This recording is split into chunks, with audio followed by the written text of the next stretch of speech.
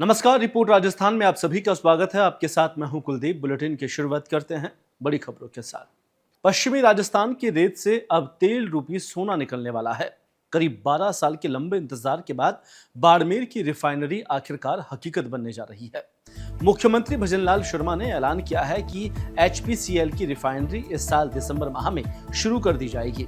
इस रिफाइनरी को राजस्थान की अर्थव्यवस्था का सबसे बड़ा टर्निंग पॉइंट माना जा रहा है। यह विशाल परियोजना लगभग 72,000 करोड़ रुपए की लागत से तैयार की जा रही है, जो प्रदेश में निवेश और रोजगार के नए अवसर पैदा करेगी। मुख्यमंत्री शर्मा ने हाल ही में नई दिल्ली में प्रधानमंत्री मोदी से मुलाकात की और इस परियोजना की प्रगति रिपोर्ट सौंपी है। साथ ही उन्हें रिफाइनरी के उद्घाटन के लिए दिसंबर में आमंत्रण भी दिया है। रेलवे के जनरल मैनेजर अमिताभ रतनगढ़ दौरे पर रहे, जहां पर GM अल सुबह स्पेशल ट्रेन से स्टेशन पर पहुंचे और करीब 1.5 घंटे तक स्टेशन का निरीक्षण कर व्यवस्थाओं का जायजा लिया। निरीक्षण के दौरान उन्होंने डबल डेकर चूरू और रतनगढ़ के बीच स्टेशन और अंडरपास रेलवे स्टेशन पर नवनिर्मित सुविधाओं और प्रवेश द्वार के साथ parking, food court, canteen, water cooler जैसी सुविधाओं का बारीकी से निरीक्षण किया। इसके साथ ही अधिकारियों को सुधार के आवश्यक निर्देश दिए। अमृत भारत परियोजना के अंतर्गत रतनगढ़ रेलवे स्टेशन के नवनिर्माण कार्य में हुई देरी पर GM ने नाराजगी जताई और इसे मार्च 2026 तक पूरा करने का निर्देश दिया। यहाँ पे अमृत स्टेशन डेवलपमेंट का कार्य चल रहा है, इसका दौरा किया हम लोगों ने। और आप सभी जानते हो कि पहले ये मीटर गेज का स्टेशन था। पुरानी बिल्डिंग भी है, यहाँ पे नई बिल्डिंग भी बनाई गई है, नया पोर्च बनाया गया है, नया सर्कुलेटिंग एरिया है। इसके साथ डबलिंग भी अभी रिसेंटली हुई है, रतनगढ़ से चूरू के बीच में नया प्लेटफॉर्म उस डबलिंग में निकल के आया है। तो इस पूरे क्षेत्र में काफी विकास के कार्य चल रहे हैं।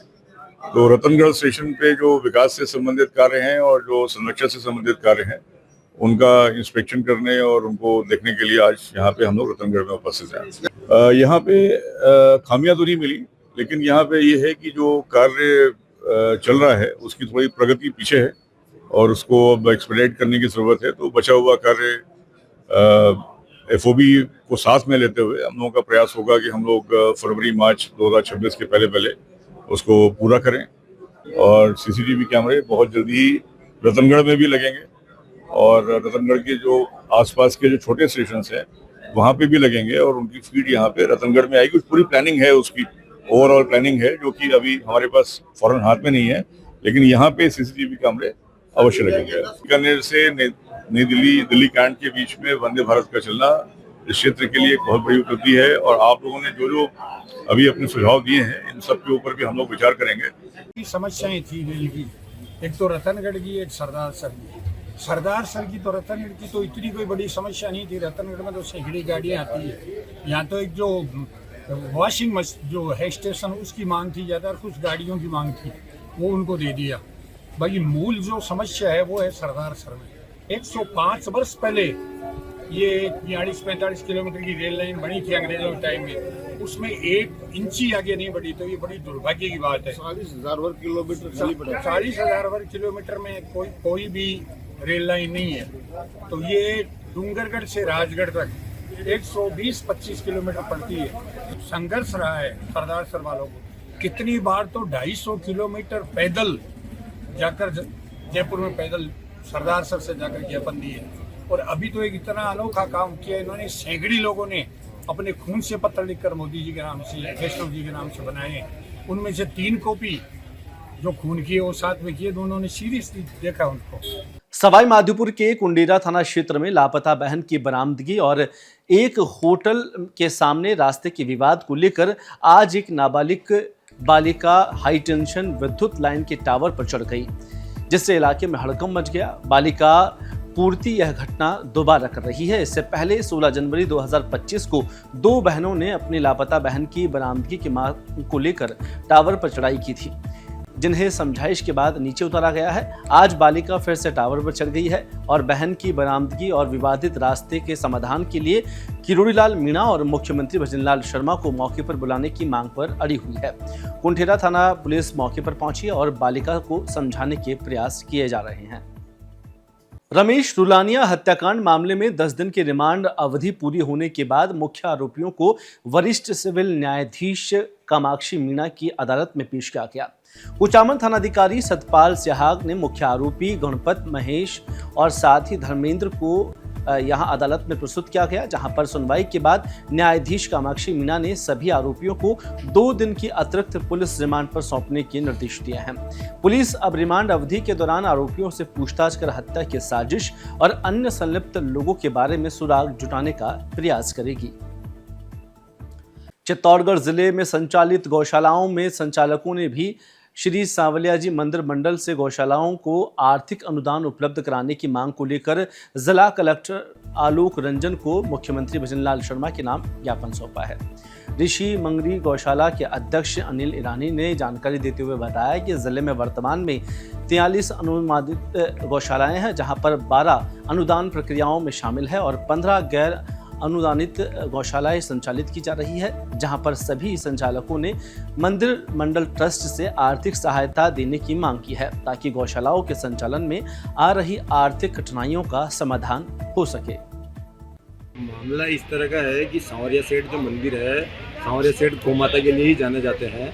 वहाँ पर जो सनातनियों द्वारा जो दान किया जाता है और जो पैसा पर मंथ इकट्ठा हो रहा है, वो सभी गौशाला संचालकों ने मिलकर प्रार्थना करी है माननीय जिला कलेक्टर महोदय से और वहाँ पर सांवरिया मंदिर मंडल में कि ये जो गौशालाएँ नई बन रही है और जो समस्याओं से ग्रसित है, इन गौ माताओं की सुविधा के लिए, गोग्रास के लिए और इंफ्रास्ट्रक्चर के लिए जो सांवरिया जी मंदिर मंडल में इतना पैसा आ रहा है करोड़ों, उसमें से ऐसी व्यवस्था की जाए कि जिले की समस्त गौशालाएँ आत्मनिर्भर हो जाए और जो गौ माता विचरण कर रही है रोडों पर, उनको समुचित स्थान मिल जाए, उनके भोजन और चारे की उचित व्यवस्था हो जाए। गौ माता का है और चित्तौड़गढ़ जिले में गौ माता जो सड़कों पर विचरण कर रही है, उस गौ माता को आश्रय मिले। जो निराश्रित और कचरा और प्लास्टिक खाने को मजबूर हो रही है, उन गौ माता को गौशाला के अंदर आश्रय मिले।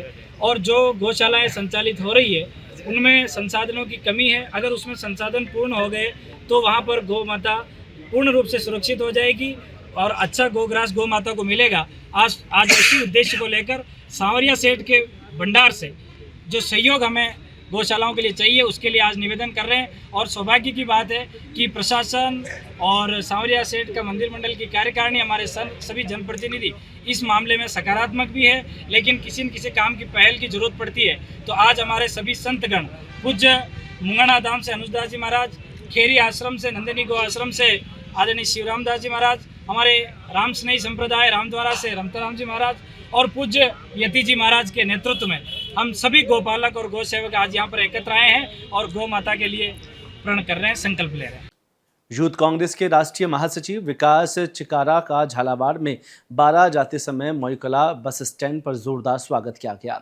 यह स्वागत यूथ कांग्रेस के प्रदेश सचिव दुष्यंत शर्मा मोयकला के निर्देश में किया गया, जहां पर बड़ी संख्या में युवा मौजूद रहे।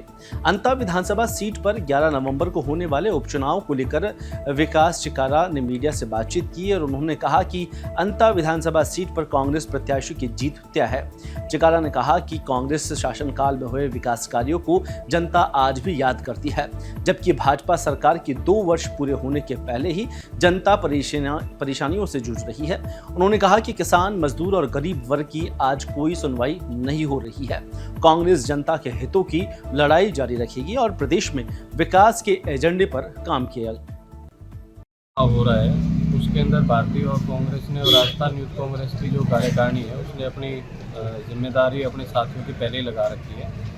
उसी के सिलसिले में कांग्रेस पार्टी को मजबूत करने के लिए युवा कांग्रेस की टीम आज वहां पे जा रही है। आज प्रेस कॉन्फ्रेंस के और मीटिंग के माध्यम से और जगह जगह पर जो यूथ कांग्रेस के साथियों को जो जिम्मेदारी दी गई है, उसको लेकर के आज लोग वहाँ मीटिंग करने हम लोग जा रहे हैं। और निश्चित तौर पे राहुल गांधी जी के नेतृत्व में 12 का उपचुनाव हम लोग जीतेंगे और जीतने जा रहे हैं। मसूदा कस्बे के मोची मोहल्ले में एक व्यक्ति ने फांसी लगाकर अपनी जीवन लीला समाप्त कर ली।